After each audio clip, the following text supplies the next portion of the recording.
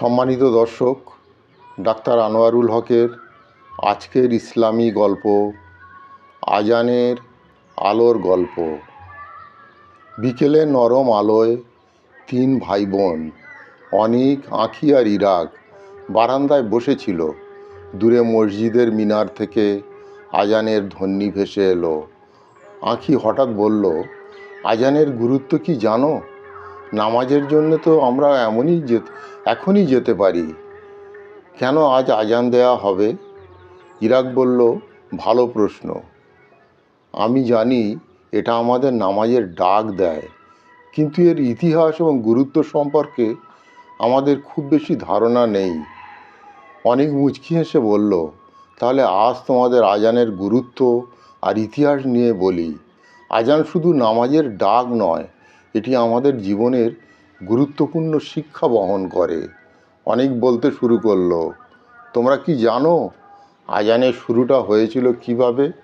ইসলামের প্রথম সময়ে রাসূলুল্লাহ সাল্লাল্লাহু এবং সাহাবা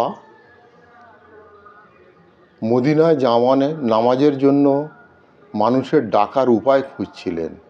কেউ প্রস্তাব করলো ঘণ্টা বাজানো, কেউ বলল বাঁশি বাজানো, কিন্তু রাসূলুল্লাহ সাল্লাম চেয়েছিলেন এমন কিছু যা ইসলামের সুশৃঙ্খল এবং পবিত্র বার্তা বহন করবে।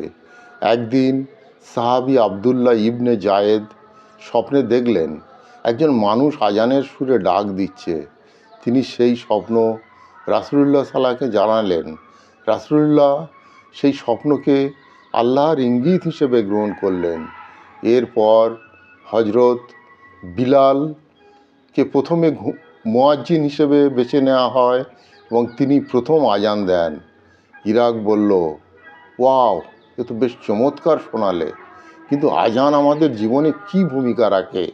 অনেক মাথা নেড়ে বলল, আজানের গুরুত্ব অনেক। আল্লাহর প্রতি আহ্বান।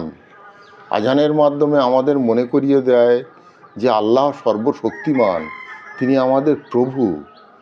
সময় জ্ঞান। আজানের বিভিন্ন সময় শুরু হয়। আজান আমাদের ডাক দেয়, এটি আমাদের জীবনের শৃঙ্খলা আনে। ঐক্যের বার্তা দেয় আজান।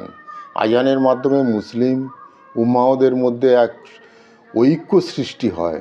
মসজিদের ভেতরে বা বাইরে আজানের সুর শুনে সবাই একসঙ্গে নামাজে যোগ দেয়। আজান আত্মশুদ্ধি করে। আজানের শব্দ শুনে মানুষের মনে আল্লাহর স্মরণ জাগ্রত হয়। এটি মনকে পবিত্র এবং কল্যাণমুখী করে। আঁখি বলল, আজান তো এক ধরনের সুর থাকে, সেটার অর্থ কি? অনেক বলল, আজানের প্রতিটি বাক্যের গভীর অর্থ আছে। আল্লাহু আকবার, আল্লাহ সর্বশক্তিমান, আশহাদু আল্লা ইলাহা ইল্লাল্লাহ, আমি সাক্ষ্য দিচ্ছি যে আল্লাহ ছাড়া কোনো উপাস্য নেই। আল্লাহ, আশহাদু আন্না মুহাম্মাদুর রাসূলুল্লাহ, আমি সাক্ষী দিচ্ছি যে মুহাম্মদ রাসূলুল্লাহ সাল্লাম আসল সালাহ এবং নামাজের দিকে আসুন। হাইয়া আলাল সালাহ, হাইয়া আলাল ফালাহ, সফলতার দিকে আসুন।